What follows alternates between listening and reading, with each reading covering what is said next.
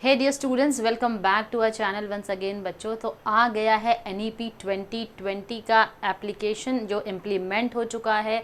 हमारे 2024-25 academic year से इसकी शुरुआत हो गई है। बच्चों, आज जो हम डिस्कस करने वाले हैं वो करेंगे हम आपके बिजनेस कम्युनिकेशन पार्ट 1 के सिलेबस के बारे में, क्वेश्चन पेपर पैटर्न के बारे में, और किस तरीके से इसके अंदर कितने चैप्टर्स इंक्लूड है, कौन से चैप्टर का वेटेज ज़्यादा रहेगा, कौन से चैप्टर के ऊपर आप ज़्यादा एम्फोसिस कर सकते हैं मार्क्स को स्कोर करने के लिए। इन सारी चीज़ों का डिस्कशन जो है बच्चों आज के हम इस लेक्चर में करने वाले हैं। तो आइए आज का हम लेक्चर जो है वो शुरू करते हैं। बिजनेस कम्युनिकेशन पार्ट 1 जो कि एक कॉमन सब्जेक्ट है FI BCom के लिए भी, FI BMS के लिए, FI BAF के लिए, और FI BCom मैनेजमेंट स्टडीज़ जो कि BMS का नाम अभी नोमेनक्लेचर के हिसाब से चेंज होकर FI BCom in management studies हो गया है। तो NEP 2020 के हिसाब से बच्चों पहले की बुक में अगर आप देखोगे या प्रीवियस लेक्चर को अगर आप देखोगे तो 4 मॉड्यूल थे, जिसको अभी कन्वर्ट कर लिया गया है 2 मॉड्यूल के अंदर, जिसके अंदर अगेन 2-2 यूनिट्स में उसे डिवाइड किया गया है। तो बिजनेस कम्युनिकेशन के सिलेबस की बात करते हैं। सबसे पहला आता है module 1, introducing the theory of business communication. अब ये 15 लेक्चर्स 20 लेक्चर्स जो भी लिखा रहता है ये आपका कंसर्न नहीं है, ये टीचर्स के रेफरेंस के लिए होता है कि टीचर को एक टॉपिक के ऊपर कितने लेक्चर्स लेने हैं। तो जब हम बात करते हैं कंसेप्ट की, तो यहाँ पर ये कंप्लीट एस्पेक्ट आपका थियोरी है, जहाँ पर आपको कम्युनिकेशन का मतलब सिखाया जाता है, उसका डेफिनेशन क्या है, उसका मीनिंग क्या है, कहाँ से कम्युनिकेशन आया है, कम्युनिकेशन प्रोसेस क्या होता है, बिजनेस में कम्युनिकेशन की नीड क्या है, और फीडबैक क्या इंपॉर्टेंट रोल प्ले करता है कम्युनिकेशन में। ये सारे कॉन्सेप्ट आपके यूनिट 1 जो कि मॉड्यूल 1 के अंदर आपके यूनिट 1 का हिस्सा है। फिर आता है आपका यूनिट 2 जो कि कम्युनिकेशन एट वर्क प्लेस पे बात करता है, यानी कि यहाँ पर ऑर्गेनाइजेशन की बात चलती है, यहाँ पर फॉर्मल इनफॉर्मल कम्युनिकेशन को बताया जाता है। चैनल्स ऑफ कम्युनिकेशन, क्या डिफरेंट चैनल्स है कम्युनिकेशन के, जैसे कि downward communication, downward top level से लोअर लेवल तक इन्फॉर्मेशन आती है, अपवर्ड लोअर लेवल से टॉप लेवल तक इन्फॉर्मेशन जाती है। Horizontal form of communication, now people who are at the same level, जो एक ही लेवल पर काम करते हैं उनके बीच का कम्युनिकेशन। और ग्रेप वाइन जो कि एक इनफॉर्मल वे ऑफ कम्युनिकेशन है, जहाँ पर रूमर्स जैसे स्प्रेड होते हैं उस तरीके से इन्फॉर्मेशन को स्प्रेड किया जाता है। फिर आता है आपका डिफरेंट मेथड्स ऑफ कम्युनिकेशन, जिसके अंदर आपके वर्बल कम्युनिकेशन यानी कि ओरल और रिटन कम्युनिकेशन, इनके एडवांटेजेस डिसएडवांटेजेस बताए गए हैं। फिर आपका नॉन वर्बल कम्युनिकेशन आता है, जहाँ पर शब्दों का इस्तेमाल ना करते हुए किस तरीके से अपनी बॉडी लैंग्वेज का इस्तेमाल करके आप अपने मैसेज को रिसीवर तक पहुँचाते हैं। फिर आता है थर्ड यूनिट आपका impact of digital technology on communication. जब हम कम्युनिकेशन करते हैं, कम्युनिकेट करते हैं, तो उसमें टेक्नोलॉजी भी इन्वॉल्व कर सकते हैं। जैसे कि आपने इस्तेमाल कर लिया सोशल मीडिया यानी फेसबुक का, ट्विटर का, इंस्टाग्राम का, व्हाट्सएप का जो कि एक मैसेंजर है। तो इस तरीके से आप क्या करते हैं, इन्फॉर्मेशन जो है वो पास ऑन करते हैं with the help of digital technology. ये सारे एस्पेक्ट जो है वो कवर होते हैं आपके मॉड्यूल 1 के अंदर, introduction to the theory of business. यहाँ पर मॉड्यूल 1 के अंदर 3 यूनिट्स है बच्चों। अब आता है हमारा मॉड्यूल 2 जो कि बिजनेस करस्पॉन्डेंस है। अब जब हम बात करते हैं कम्युनिकेशन की, तो हम एक ऑर्गेनाइजेशन में कैसे कम्युनिकेट करते हैं, फॉर्मली नोटिसेस होते हैं, रिपोर्ट्स होते हैं, सर्कुलर्स होते हैं, जिनके ज़रिए ईमेल्स होते हैं, जिनके ज़रिए हम कम्युनिकेट करते हैं। यहाँ पर एक बिजनेस लेटर का पार्ट क्या होता है, यानी कि बिजनेस लेटर के अंदर क्या चीज़ों की रिक्वायरमेंट है, उसका लेआउट किस तरीके का होता है।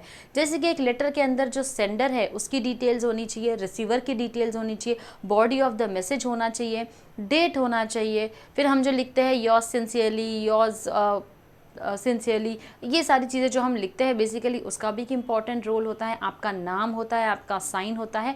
तो लेटर्स में इन सारे इम्पॉर्टेंट एस्पेक्ट को हम बुलाते हैं parts of a business letter. Similarly कौन सा लेआउट फॉलो हो रहा है एक बिजनेस लेटर के लिए, हर एक चीज़ या तो हम पूरी तरीके से लेफ्ट हैंड साइड से शुरू कर सकते हैं, या कुछ डिटेल्स राइट में होगी, कुछ लेफ्ट में होगी, फिर राइट में होगी। तो इस तरीके से बिजनेस लेटर के लेआउट्स को हम समझते हैं। अब जब लेआउट और पार्ट को हम समझ गए, उसके बाद हम पहुंचते हैं अपने यूनिट 2 पर, जो कि आता है हमारा जॉब एप्लीकेशन विथ बायोडेटा। यानी जब आप एक जॉब के लिए अप्लाई कर रहे हैं तो एक बायोडेटा उसका साथ में अटैच होना ज़रूरी है। तो किस तरीके से जॉब एप्लीकेशन लेटर लिखे जाते हैं और आपका बायोडेटा बनता है।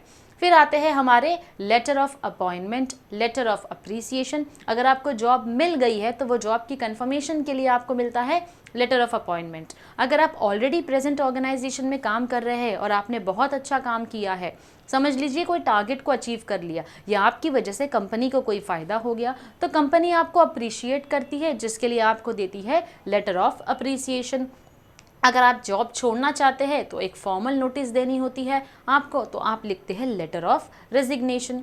फिर आता है आपका ईमेल्स पर किस तरीके से आप जॉब के लिए अप्लाई करते हो। ये तो अब तक हम लेटर बना रहे थे, अब हम जो करते हैं वो है ईमेल। तो ईमेल्स पे आप जॉब के लिए कैसे अप्लाई करते हैं वो आप लिखेंगे। Writing and responding to official emails, जब आप मेल रिसीव करते हैं तो उस ईमेल का रिस्पॉन्स कैसे देते हैं।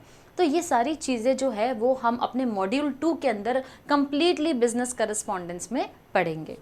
अब पहुंचते हैं हम अपने क्वेश्चन पेपर पैटर्न की तरफ। बच्चों एनईपी में पहले ये जो पेपर हुआ करता था, एनईपी 2020 के इम्प्लीमेंटेशन के पहले ये पेपर 100 मार्क्स का होता था। Entire paper was of 100 marks, जहाँ पर आपको 15 मार्क्स ऑब्जेक्टिव्स के लिए होते थे और फिर 20 मार्क्स आपके ऑब्जेक्टिव्स के लिए होते थे, और बाकी सारे जो 80 मार्क्स आपके बच जाते हैं वो थियरीज़ के लिए होते थे, और उसी के साथ साथ आपको कुछ मार्क्स एलोकेट किए गए थे ये लेटर्स के लिए।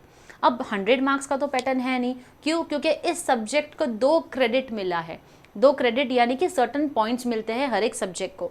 तो क्योंकि इस सब्जेक्ट को 2 क्रेडिट मिला है, इसीलिए टोटल कितने मार्क्स का है? 50 मार्क्स का। अगर 4 क्रेडिट मिलता तो ये होता 100 मार्क का। इंटरनल कंटिन्यूस असेसमेंट, यानी कि अब इस 50 मार्क्स को भी बच्चों डिवाइड किया गया है। ये जो आपका 50 मार्क्स है इसको क्या किया गया है? डिवाइड किया गया है। डिवाइड इसलिए किया है क्योंकि अब ये होगा आपके इंटरनल और एक्सटर्नल के पैटर्न में। तो इंटरनल का जो होगा वो आपका 20 मार्क्स होगा, और एक्सटर्नल जो आपकी एग्ज़ाम होगी वो होगी आपकी 30 मार्क्स की। तो इस तरीके से इंटरनल और एक्सटर्नल में डिवाइड किया है। अब इंटरनल असेसमेंट में हर कॉलेज के ऊपर है कि वो अपने बच्चों से क्या करवाना चाहते हैं इंटरनल्स में। जैसे कि performance in activity, classroom participation में आपने परफॉर्म किया है, उसी के साथ साथ आपके अटेंडेंस, या फिर आपको कोई काम दिया आपने उसको कंप्लीट कर दिया, रिटन असाइनमेंट या प्रोजेक्ट दिया है आपको, ये सारी चीज़ें अगर आप कर लेते हो तो उसको इस 20 मार्क्स में डिवाइड किया है, जहाँ पर आप लोग क्विज रख सकते हैं, कॉलेजेस आपके लिए क्विज रख सकते हैं, क्लास असाइनमेंट्स रख सकते हैं, आपके लिए कोई प्रोजेक्ट वर्क रख दिया, प्रेजेंटेशन देने बोल दिया आप लोगों को, तो रिसर्च करने बोल दिया किसी पर्टिकुलर टॉपिक पे, तो ये आपके 10 मार्क्स होते हैं, या फिर आपकी टेस्ट हो सकती है। ये सब आपके इस 20 मार्क्स में इंक्लूड होता है। अब इसमें कुछ एक्टिविटी सजेस्ट की गई है, जैसे कि use of social media accounts for the purpose of business communication. किस तरीके से सोशल मीडिया अकाउंट्स का इस्तेमाल करते हैं बिजनेस कम्युनिकेशन के लिए। एक शॉर्ट प्रेजेंटेशन देने बोल सकते हैं आपको किसी भी टॉपिक के ऊपर। ऑफिशियल लेटर राइटिंग या ईमेल राइटिंग पर आपको कोई एक्सरसाइज दे दिया, जैसे स्कूल में हमको टीचर्स देते थे ना असाइनमेंट कि ये पर्टिकुलर टॉपिक के ऊपर आपको लेटर लिख कर आना है। आप एक ऐसे गवर्नमेंट डिपार्टमेंट को लेटर लिखो कि हमारे यहाँ पर बहुत ही सैनिटेशन का प्रॉब्लम है, इस प्रॉब्लम को सॉल्व करो। ये स्कूल में असाइनमेंट होते थे। बस वैसे ही अभी कुछ असाइनमेंट हमको कॉलेजेस में भी मिलेंगे जो हमारे इंटरनल्स का हिस्सा है। बच्चों आप इससे स्किप नहीं कर सकते हो बिल्कुल भी, क्योंकि इसके लिए मार्क्स है। इंटरनली आपकी एग्ज़ाम कंडक्ट नहीं हो रही है तो ये क्लासरूम पार्टिसिपेशन के 20 मार्क्स आपके पूरे परफॉर्मेंस के ऊपर है, जो आप ओवरऑल पूरे सेमेस्टर में परफॉर्म करते हो, जो टीचर ने काम दिया। अगर वो टास्क आप नहीं कंप्लीट करते हो तो डेफिनेटली आपके मार्क्स यहाँ डिडक्ट हो जाएंगे। और 20 मार्क्स के लिए अब हम क्या ही पोस्टपोन करें, काम को करके ख़त्म कर दो जो आपके फैकल्टीज़ आपको बोलते हैं।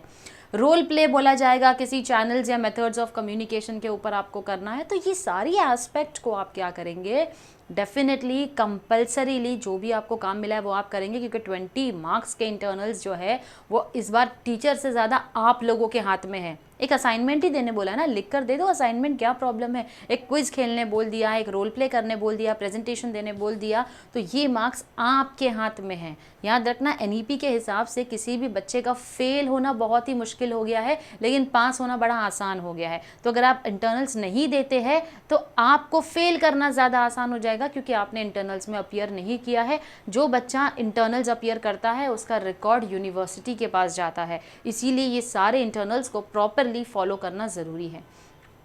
अब एक्सटर्नल क्वेश्चन पेपर का जो फॉर्मेट है वो कैसे होगा, जैसे कि अब ये जो है एक स्टैंडर्ड फॉर्मेट हमको आपकी बुक में भी देखने मिलता है और यही फॉर्मेट जो है वो आपको यूनिवर्सिटी के पोर्टल पर भी देखने मिलेगा। 30 मार्क्स का आपका एक्सटर्नल एग्जाम है जहाँ पर आपको ऐसे टाइप क्वेश्चन पूछा जाएगा, एक फुल लेंथ क्वेश्चन आएगा, कोई भी 2 लिखना है आपको क्वेश्चन जो कि 10 मार्क के लिए, जिसका मतलब होता है एक क्वेश्चन 5 मार्क के लिए। यानी कि आपको ऑप्शंस कितने आएंगे यहाँ पर, यूनिट 1 से 3 ऑप्शंस आएंगे जिसमें से आपको 2 क्वेश्चन अटेम्प्ट करने हैं जो कि यूनिट 1 से होगा। ऐसे टाइप क्वेश्चन यूनिट 2 से होगा, एनी 1 आउट ऑफ 2, सॉरी आपको एक क्वेश्चन 2 में से अटेम्प्ट करना है, 2 नहीं अटेम्प्ट करना है। यहाँ पर आपको ऑप्शंस होंगे, जैसे कि क्वेश्चन नंबर 1 है उसमें आपको ए बी होगा, ए और बी आप दोनों में से कोई भी एक अटेम्प्ट कर लो, वो होगा 10 मार्क के लिए। सेम होगा आपका क्वेश्चन नंबर 2, ए और बी होगा, कोई भी एक अटेम्प्ट करो 10 मार्क के लिए। अब ये ब्रीफ क्वेश्चंस है। जब हम बात करते हैं शॉर्ट नोट्स की या कोई ऐसे प्रॉब्लम बेस्ड क्वेश्चन की या कोई लेटर्स आ जाते हैं यहाँ पर, तो यहाँ पर you have to answer any 3 out of 5 which is again for your 10 marks. However इसके ऊपर अभी भी कोई क्लैरिटी नहीं है कि इस 3 को अगर आप सिलेक्ट करते हो तो उसको आप 10 मार्क्स कैसे एलोकेट करोगे। हो सकता है ये एक मिस्टेक है क्योंकि ये पेपर पैटर्न हर जगह फॉलो हो रहा है, तो चांसेस है बच्चों कि आपको कोई भी 2 अटेम्प्ट करना होगा 10 मार्क्स के लिए। ये जस्ट मैं एक अज्यूम कर रही हूँ, क्लैरिटी नहीं है। अगर 3 पूछा है 5 में से तो ये 10 मार्क का एलोकेशन कैसे होगा, इसीलिए कोई भी आपको 2 क्वेश्चन शायद अटेम्प्ट करने पड़ेंगे out of 10 marks. Out of 5 question you have to attempt any 2 for 10 marks, जो कि आपके शॉर्ट नोट्स या प्रॉब्लम बेस्ड क्वेश्चन हो सकते हैं। तो इस तरीके से बाइफोकेट किया गया है बच्चों आपके एक्सटर्नल पेपर पैटर्न को, जो सिर्फ 30 मार्क का एग्ज़ाम होगा। 30 मार्क के लिए तो हम पढ़ ही सकते हैं, लिख ही सकते हैं। अगर आपने लेक्चर्स को ध्यान से सुना होगा, अगर आपने अटेंड किया है हर एक सेशन को, तो डेफिनेटली आपको एग्ज़ाम में अपीयर करने के लिए कोई प्रॉब्लम नहीं आएगी। Then we have the contents. Module 1 में introducing the theory of business communication, तो ये आपका मॉड्यूल 1 है जिसके अंदर आपको 3 चैप्टर्स दिए हैं। Module 2 business correspondence, again you have 3 chapters. तो इस तरीके से बच्चों आपका ये चैप्टर जो है वो आपके कंटेंट जो है वो आपके टेक्स्ट बुक का इस तरीके से दिया है। तो आई होप आपको एक क्लैरिटी मिल गई है आपके सिलेबस के ऊपर, आपके क्वेश्चन पेपर पैटर्न के ऊपर। बच्चों मैं अभी भी बोल रही हूँ 20 मार्क भी आपके हाथ में है, ये 30 मार्क भी आपके हाथ में है। बस आपको करना क्या है, जो काम दिया गया है उसको डिलीजेंटली कर लेना है, डिलिबरेटली आप उस काम को कर लो। टीचर ने काम दिया, आपने कर लिया, बस बात खत्म। लेक्चर्स को ध्यान से सुनो, लेक्चर्स को समझो और अटेंड करो और अपना बेस्ट दो इस सब्जेक्ट में। बस इतना ही कहूँगी मैं आपसे। यहाँ पर हमारा जो ये सेशन है बच्चों वो कंप्लीट होता है। मिलती हूँ आपको अपने एक नए लेक्चर के साथ में। Till then stay tune to our channel. Thank you very much.